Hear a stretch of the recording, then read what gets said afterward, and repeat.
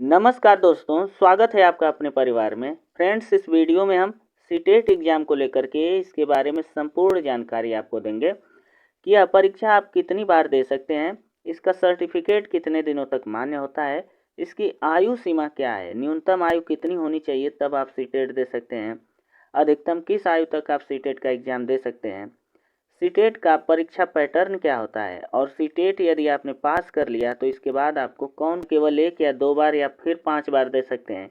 यानी इसके बारे में न्यूनतम चर्चा ही नहीं है। आप जितनी बार चाहें, जब भी नोटिफिकेशन आए उतनी बार आप सीटेट का फॉर्म भर करके सीटेट का एग्ज़ाम दे सकते हैं और उसे पास कर सकते हैं। सीटेट एग्ज़ाम पास करने के बाद फ्रेंड्स, यह जो है कि आजीवन मान्य होता है और उम्मीदवारों को उनकी शिक्षण की योग्यता मिल जाती है कि यह व्यक्ति इतना शिक्षित है, पढ़ा लिखा है। जितनी बार चाहें, इसका कंक्लूजन यही है कि जितनी बार आप चाहें उतनी बार सीटेट का एग्ज़ाम दे सकते हैं। इसके बाद देखिए दोस्तों, यहाँ पर लिखा है कि सर्टिफिकेट कितने दिनों तक मान्य होता है। यानी एक बार यदि आपने सीटेट पास कर लिया, 90 नंबर से ज़्यादा आपने ला दिया, यानी 90 नंबर आपको लाने होते हैं जनरल कैटेगरी में टॉप करने के लिए, तो किसी भी राज्य की वैकेंसी में आप अपना फॉर्म भर सकते हैं। तो सीटेट कितने वर्ष तक मान्य होता है, यानी इसका सर्टिफिकेट कितने दिनों तक मान्य होता है। तो दोस्तों, जो एनसीटीई की गाइडलाइन थी शुरुआती दौर में 7 वर्षों के लिए यह वैध होता था, लेकिन अभी इसकी जो वैधता एनसीटीई ने कर दी है कि यह आजीवन मान्य रहेगा। यानी आपने जीवन में केवल एक बार सीटेट में 90 नंबर से ज़्यादा प्राप्त कर लिए तो आप जब तक हैं अपने जीवन काल में तब तक सीटेट का सर्टिफिकेट आप लगा करके काम चला सकते हैं। यह हमेशा मान्य होता है, इसकी वैधता कभी खत्म नहीं होती। जैसे 10वीं क्लास पास करने के बाद इसकी डिग्री की वैधता खत्म नहीं होती जीवन भर, उसी तरह सीटेट की भी वैधता खत्म नहीं होती। तो दोस्तों, यहाँ पर लिखा हुआ है, इसे आप पढ़ सकते हैं कि सीटेट प्रमाण पत्र अब आजीवन मान्य होता है। पहले इसकी वैधता 7 साल की थी, जिसे बाद में शिक्षा मंत्रालय ने 2021 में बढ़ाकर आजीवन कर दिया है। इसका मतलब है अब आपको बार बार सीटेट देने की आवश्यकता नहीं पड़ेगी, केवल एक बार सीटेट दे लीजिए। तो दोस्तों, यहाँ पर आप देखिए कि सीटेट देने की आयु सीमा क्या है, आयु क्या होनी चाहिए जब आप सीटेट देना चाहें। तो देखिए, यहाँ पर लिखा हुआ है कि CTET eligibility criteria 2024 age limit qualification in the central teacher eligibility test यानी सीटेट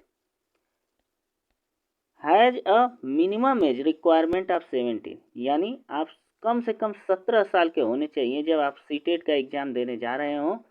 तो आपकी आयु कितनी होनी चाहिए फ्रेंड्स? 17 साल, कम से कम 17। इससे कम आयु है तो आप सीटेट नहीं दे पाएंगे, यानी न्यूनतम 17 साल होनी चाहिए। लेकिन यहाँ पर लिखा है कि but there is no upper age limit for candidates, यानी अपर लिमिट कोई नहीं है। आप 90 वर्ष के हो गए हैं तो चाहें तो सीटेट का एग्ज़ाम दे सकते हैं, 50 वर्ष के हो गए हैं तो भी दे सकते हैं, 20 वर्ष के हैं तो भी दे सकते हैं। कम से कम 17 साल होनी चाहिए। अधिकतम इसके लिए कोई भी क्राइटेरिया नहीं है कि आपकी उम्र सीमा 44 साल या 45 साल होनी चाहिए। यानी कम से कम आप 17 साल के हों और अधिकतम में आप हमेशा मान्य हैं जब तक जीवित हैं। दोस्तों, अगला जो नंबर है इसके बाद कि सीटेट पास करने के बाद होता क्या है। तो दोस्तों, सीटेट पास करने के बाद आप सरकारी और कुछ निजी स्कूलों में शिक्षण पदों के लिए नौकरी पाने के योग्य हो जाते हैं। देखिए, यह जो सीटेट का एग्ज़ाम है, सीटेट का जो सर्टिफिकेट है, सीधे नौकरी नहीं देता है, सीधे इसे नौकरी नहीं मिलती। लेकिन यह जैसे ही आप क्वालिफाई करते हैं, सीटीईटी जैसे ही आप क्वालिफाई करते हैं, आपके हाथ में एक अस्त्र आ जाता है कि अब आप सरकारी नौकरी के लिए फॉर्म अप्लाई कर सकते हैं, किसी भी पद के लिए। यदि वह टीचिंग से संबंधित हो तो आप उसमें फॉर्म अप्लाई कर सकते हैं। और उसके बाद जो प्राइवेट सेक्टर के जॉब होते हैं उसमें भी आप अप्लाई कर सकते हैं, और बहुत सारे जो प्राइवेट विद्यालय होते हैं वहाँ पर भी आप अप्लाई करके पढ़ा सकते हैं। ऐसा यह सीटेट का सर्टिफिकेट आपको योग्यता देता है। तो दोस्तों, आप समझ गए होंगे, इसे भी आप एक बार पढ़ सकते हैं। दोस्तों, एक बड़ा मिथ होता है कि सीटेट में हम कितना नंबर लाएं तो पास माने जाएंगे, कितना नंबर लाएं तो पास माने जाएंगे। तो फ्रेंड्स देखिए, सीटेट में आपको पास होने के लिए सामान्य वर्ग हैं। यदि आप जैसे जनरल कैटेगरी के बच्चे हैं तो आपको 150 में से 90 नंबर लाने पड़ते हैं, ठीक है। तो 150 में से 90 नंबर यानी 60% यह बात बैठती है। लेकिन यदि आप आरक्षित वर्ग जैसे SC ST OBC हैं, PWD हैं, तो आपको 150 में से 82 नंबर यानी करीब 55% नंबर लाने होते हैं। दोस्तों एक बात यहाँ पर हम क्लियर कर देना चाहते हैं कि जैसे आप यदि 150 में से 90 नंबर लाते हैं तो आप भारत के किसी भी राज्य में अप्लाई कर पाएंगे। जैसे फॉर्म आते ही आप भारत के किसी भी राज्य में अप्लाई कर पाएंगे यदि आपने 90 नंबर हासिल किए हैं। कितने नंबर? 90 नंबर हासिल किए हैं तो आप किसी भी राज्य में अप्लाई कर सकते हैं। लेकिन आपका नंबर यदि 82 है, यदि आपका नंबर 82 है यानी 55% है, तो आप केवल उसी राज्य में अपना फॉर्म डाल पाएंगे जिस राज्य से आप संबंधित हैं। जिस राज्य से आप संबंधित हैं उसी राज्य में फॉर्म केवल डाल पाएंगे यदि आपने केवल 82 नंबर सीटेट में प्राप्त किए हैं। तो दोस्तों ऐसा करिएगा, ऐसी मेहनत करिएगा कि आपका जो 90 नंबर है वो आसानी से पार हो जाए और आप भारत के किसी भी राज्य में आने वाली शिक्षक भर्ती में अपने आप को प्रूव कर पाएँ, अपने आप को अप्लाई करके फॉर्म डाल करके नौकरी पा सकें। तो 90 नंबर लाइए, 82 के चक्कर में मत पड़िए। दोस्तों अगला नंबर है सीटेट परीक्षा का पैटर्न क्या होता है। तो पैटर्न बहुत ही सिंपल होता है, बहुत ही सिंपल होता है। पैटर्न की बात करें तो इसमें 2 पेपर होते हैं, 1 से लेकर के 5 तक और 6वीं से लेकर के 8वीं तक के लिए 2 पेपर कराए जाते हैं। जो बच्चे बीटीसी डीएलएड किए हुए हैं वो 1 से लेकर के 5 तक के लिए फॉर्म अप्लाई कर सकते हैं और जो बच्चे बीएड किए हुए हैं वो केवल 6 से 8 के लिए फॉर्म भर सकते हैं। यानी सुप्रीम कोर्ट के निर्णयों के बाद यह दोनों ही प्रक्रिया अलग अलग हो गई है। ठीक, यानी 1 से 5 बीटीसी बीएड वाले और बीएड 1 से लेकर 5 तक केवल बीटीसी डीएलएड वाले और 6 से लेकर के 8वीं तक के लिए केवल बीएड वाले ही अप्लाई कर पाएंगे।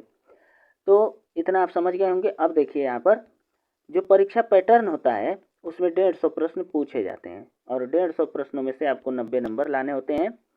सारे प्रश्न एमसीक्यू वाले होते हैं, यानी हर प्रश्न के आपको 4 जवाब मिलते हैं, उसी में से आपको चुनना होता है। दोस्तों जो 1 से लेकर के 5वीं तक 1 से लेकर के 5वीं तक का सिलेबस है और 6 से लेकर के 8वीं तक का सिलेबस है उसमें बहुत सारी बातें समान हैं। जैसे आपसे सीडीपी इसमें भी पूछी जाएगी, आपसे सीडीपी यहाँ भी पूछी जाएगी, आपसे हिंदी या फिर इंग्लिश लैंग्वेज के रूप में चुनेंगे यहाँ पर, और यहाँ पर भी हिंदी और इंग्लिश लैंग्वेज के रूप में चुनेंगे। थोड़ा सा अंतर होता है सब्जेक्ट को लेकर के। 6 से 8वीं तक के लिए जो आप चौथा सब्जेक्ट चुनेंगे उसमें आप अपने पढ़ा क्या है, बैकग्राउंड का विषय क्या है आपके ग्रेजुएशन में, उसके 60 प्रश्न आ जाते हैं, वो आपको हल करने पड़ते हैं। और बाकी यहाँ पर आपको ईवीएस और मैथ दे देता है। जैसे आपने बीटीसी किया है 1 से लेकर 5वीं तक के लिए तो ईवीएस और मैथ आ जाता है। सीडीपी, ईवीएस, मैथ, हिंदी और इंग्लिश आप चुन सकते हैं। और 6 से लेकर के 8वीं में सीडीपी, हिंदी, इंग्लिश और 60 नंबर का अपना सब्जेक्ट आपको चुनना होता है।